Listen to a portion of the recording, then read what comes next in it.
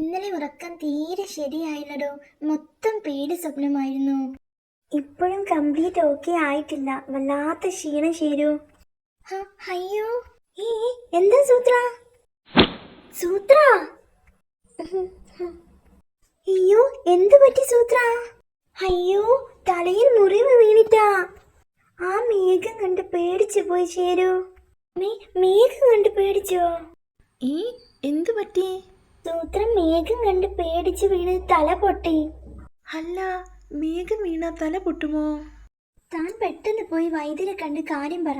സൂത്രന്റെ അടുത്ത് ഞാൻ തന്നെ ഇരിക്കണം. ഇത് മരുന്നിനുള്ള പ്രശ്നമൊന്നുമില്ല. നന്നായി ഒന്ന് ഉറങ്ങിയാൽ മാറാവുന്നതേ ഉള്ളൂ.